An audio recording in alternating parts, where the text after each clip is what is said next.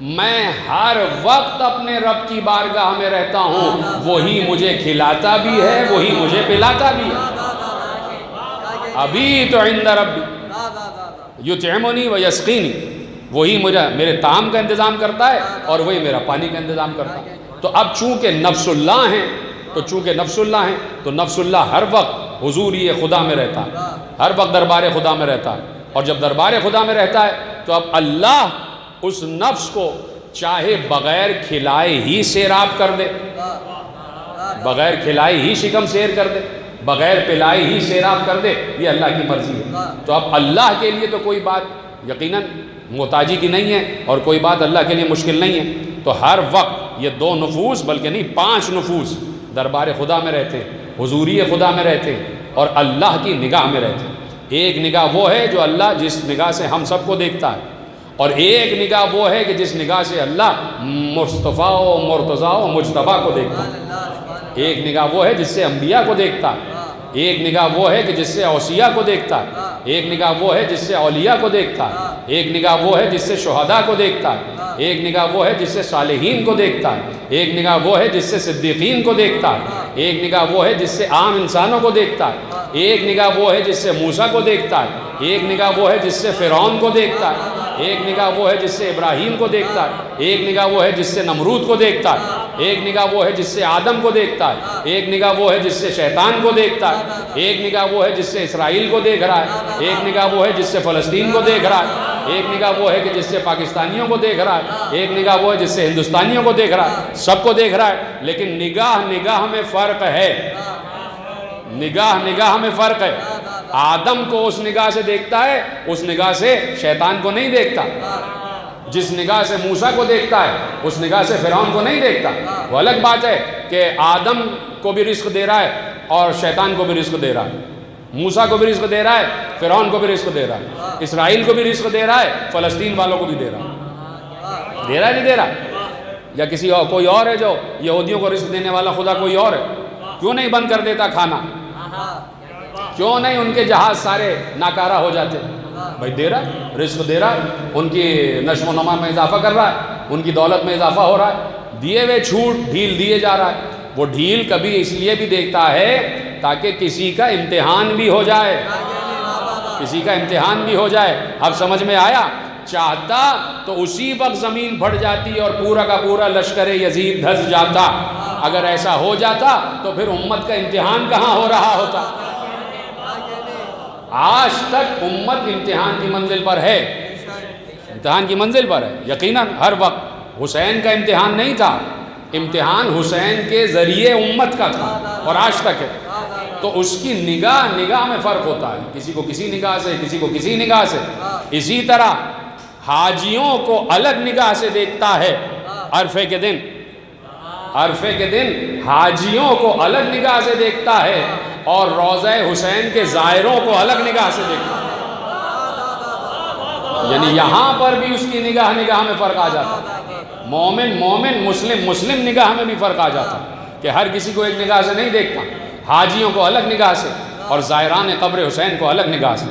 تو اس کا کیا مطلب ہے کہ جب آپ حج پہ جاتے ہیں تو بہت کم نفوس ہیں، اور آج تو بالکل بھی کوئی ایسا نہیں ہے کہ جو خلوص بہت کم، میں کسی کے خلوص پہ شک کرنے کا مجاز نہیں ہوں، لیکن بہت سے لوگ ہیں کہ جو اس لیے کہ بھائی بیٹی کی شادی کرنی ہے چلو پہلے حج کر لیں، بہت سے معاملات ہیں پیسے دیے ہیں چلو حج کر لیں۔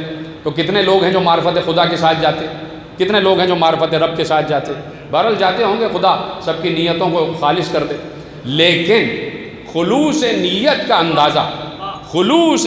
اندازہ ہمیشہ چھلکتی ہوئی آنکھ سے ہوتا ہے۔ جہاں آنکھ میں آنسو آ جائے سمجھ لو اخلاص کی منزل ہے، سمجھ لو خلوص کی منزل ہے۔ تو میں حاجیوں کو تو نہیں جانتا، لیکن مجھے یہ معلوم ہے کہ عرفے کے دن زائران قبر حسین چیخ کر رو رہے ہوتے ہیں، ذریعے حسین سے لپٹ کر اللہ کو یاد کر رہے ہوتے ہیں۔ وہاں پر بھی قبر حسین پر بھی جا کے وہاں نماز پڑھی جاتی ہے، اللہ کا سجدہ کیا جاتا ہے۔ ایک سجدہ وہ ہے جو ہم اپنے گھر میں کرتے ہیں، ایک سجدہ وہ ہے جو مسجد میں کرتے ہیں، اور ایک سجدہ وہ ہے جو بیت اللہ میں کرتے ہیں۔ تینوں میں فرق ہوتا ہے یقیناً، ویسے ہونا نہیں چاہیے، بالکل نہیں ہونا چاہیے، اس لیے کہ تینوں جگہ اللہ ایک ہی ہے۔ یہ نہیں کہ گھروں والا اللہ الگ ہے اور یہ مسجد رضویہ کا اللہ الگ ہے اور بیت اللہ والا اللہ الگ ہے۔ تینوں میں اخلاص ہونا چاہیے۔ گھر میں جو بیت اللہ کی نماز ہے وہی گھر کی نماز کا بھی کیفیت ہونی چاہیے، لیکن یقیناً کیفیت بدل جاتی ہے، کہیں نہ کہیں ہوتا ہے۔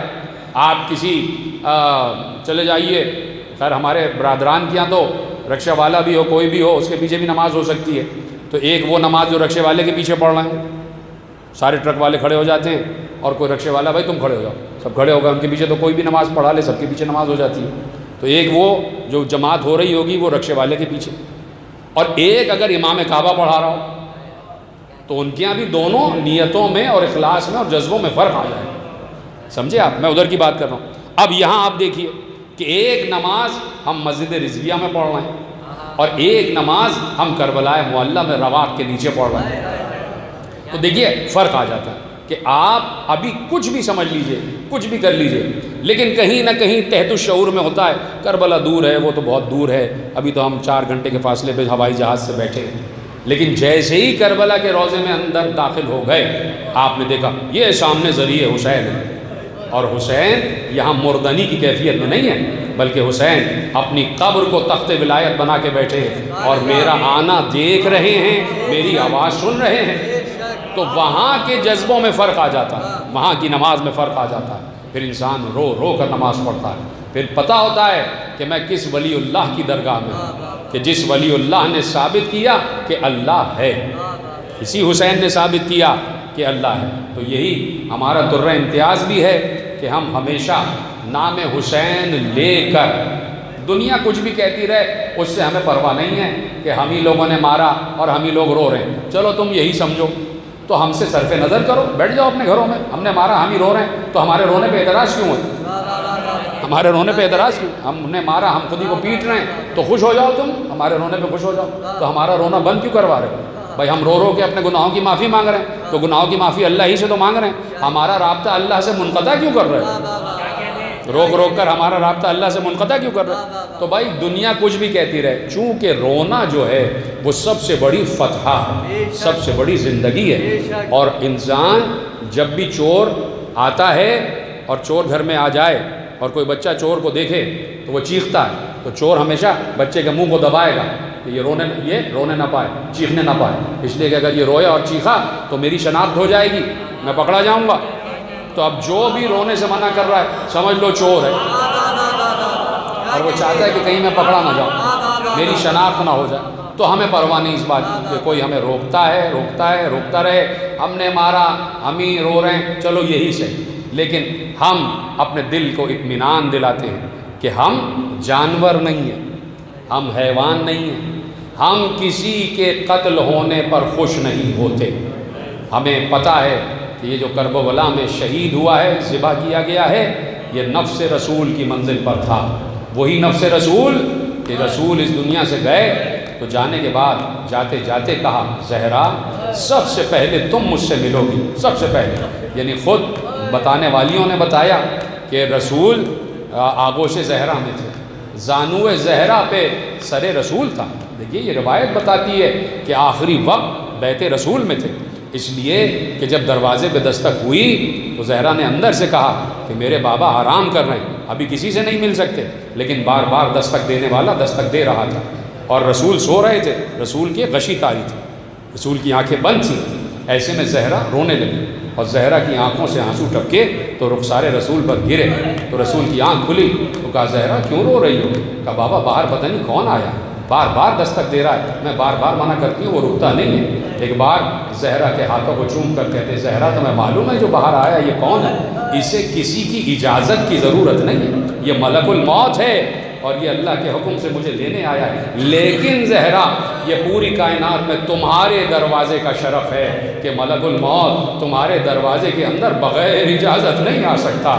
یہ وہی زہرا ہیں کہ جو نفس رسول کی منزل پر تھیں، تو زہرا سے لپٹ کر زہرا لپٹ گئی بابا سے، بابا کیا آپ میں اور ہم میں جدائی ہو رہی ہے، فراق کی منزل ہے، وصال کی منزل ہے؟ کہا ہاں زہرا بس اب چند لمحے رہ گئے، میں اس دنیا سے جا رہا ہوں۔ زہرا رونے لگی چیخ مار مار کے۔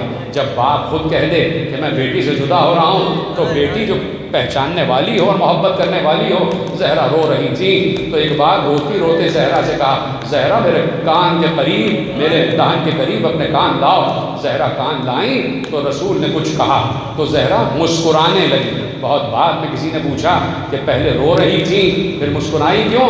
کہا جب روئی اس لیے روئی کہ بابا نے کہا کہ میں جانے والا ہوں، میرا انتقال کا وقت آ گیا ہے، اور مسکرائی اس لیے کہ میرے بابا نے کہا زہرا پریشان نہ ہو، میرے بعد سب سے پہلے تم مجھ سے ملحق ہوگی، تم میرے پاس آؤ، تمہیں اس دنیا سے جانا ہے۔ تو میں اس بات پر مسکرا دی کہ میں سب سے پہلے اپنے بابا سے ملحق ہو جاؤں گی۔ تو یہ زہرا نفس رسول کی منزل پر، یعنی رسول کے بعد جو پہلا رکن گرا ہے جو نفس رسول کہلاتا ہے وہ زہرا ہے، اور زہرا کے بعد جو دوسرا رکن گرا ہے اسے علی کہتے ہیں۔ وہی نفس رسول کی منزل پر جب تیسری منزل آئی تو حسن مجتبیٰ رسول کے نفس کی منزل پر، اور کربلا میں تو قیامت ہوگی کہ جہاں نفس رسول حسین اور 13 ضربوں سے مار مار کر شہید کیا گیا۔ اور میرے عزیزو، یہ کوئی پہلی مرتبہ حسین کی شہادت نہیں ہے، لکھا یہی ہے کہ جس وقت زہرا کے سامنے حسین زہرا کی گود میں ہیں اور زہرا کو اطلاع دی جبرائیل نے کہ یہ بچہ 3 دن کا بھوکا پیاسا شہید ہوگا، تو زہرا کی نگاہ میں تو پہلی مرتبہ حسین اسی وقت ذبح ہو گئے تھے کہ جب ماں کو اطلاع دی گئی، ماں کو خبر دی گئی تو زہرا نے تو اس وقت سے رونا شروع کیا۔ میرے عزیزو، جب رسول گئے تو زہرا رسول کے فراق میں تو رو رہی تھی، لیکن ساتھ ساتھ اپنے بچے پر بھی رو رہی تھی، حسین پر بھی گریا کرتی تھی۔ جب جب حسین کو دیکھتی تو زہرا رویا کرتی تھی۔ میرے عزیزو، ختم ہو گئی بات، آئیں ایک دن زہرا رسول کے پاس گریا کرتی ہوئی آئیں، رسول نے لپٹا لیا، بیٹی کیوں رو رہی ہو؟ کہا بابا حسن بھی آئے تھے اس دنیا میں لیکن ایسا نہیں ہوا جیسے حسین اس دنیا میں آنے والے ہیں، یہ بچہ جو آنے والا ہے عجیب ہے۔ کہا کیا بات ہوئی زہرا؟ کہا بابا کبھی میں پانی پیتی ہوں تو مجھے اس آنے والے کی آواز آتی ہے، اماں میں تیرا پیاسا بچہ ہوں۔ کبھی میں روٹی کا لقمہ توڑتی ہوں تو اس بچے کی آواز آتی ہے، اماں میں تیرا بھوکا بچہ ہوں۔ بابا کبھی میں سر کی چادر اپنے سر پہ رکھتی ہوں تو اس بچے کی آواز آتی ہے، بابا اماں میں تیرا بے کفن بچہ ہوں، میں تیرا بے کفن بچہ ہوں۔ لیکن بابا آج تو اس نے عجیب بات کہی۔ کہا کیا بات کہی؟ کہا پہلے یہ بتائیے کہ کیا کوئی بچہ ایسا بھی ہوتا ہے جو آنے سے پہلے کہے کہ میں پیاسا بچہ ہوں؟ تو بابا اس نے ایسا کیوں کہا؟ زہرا کو کلیجے سے لگا لیا۔ کہا زہرا حسین جو آنے والا ہے کربلا کی تپتی ہوئی ریت پر پیاسا مارا جائے گا، اسے ایک قطرہ پانی کا نہیں ملے گا، اس لیے کہہ رہا ہے کہ میں پیاسا بچہ ہوں۔ اور یہ بار بار جو کہتا ہے میں بھوکا بچہ ہوں تو اسے 3 دن کی بھوک بھی میسر ہوگی، یہ بھوکا رہ کے مارا جائے گا۔ اور یہ جو اس نے کہا میں بے کفن بچہ ہوں تو اس کی لاش کو کفن نہیں دیا جائے گا، اس کی لاش کو کفن نہیں دیا جائے گا۔ بس آخری جملہ ایک بار کہا زہرا اور کیا کہتا ہے؟ کہا بابا آج جو میں تڑپ کر آئی تو اس لیے آ گئی کہ اس نے عجیب جملہ کہا۔ کہا کیا جملہ کہا؟ کہا اس آنے والے نے کہا اماں میں تیرا وہ بیٹا ہوں کہ جس کے لاش کو پامال کیا جائے گا، جس کی لاش کو پامال کیا جائے گا، جس کی لاش ٹکڑے ٹکڑے ہو جائے گی۔ ختم ہو گئی بات۔ کہا بابا اس کا کیا مطلب ہے؟ ایک بار رسول نے کہا علی ذرا زہرا کے دونوں کاندھے تھام لو، زہرا کے دونوں شانے تھام لو، اس لیے کہ زہرا سے برداشت نہ ہوگا۔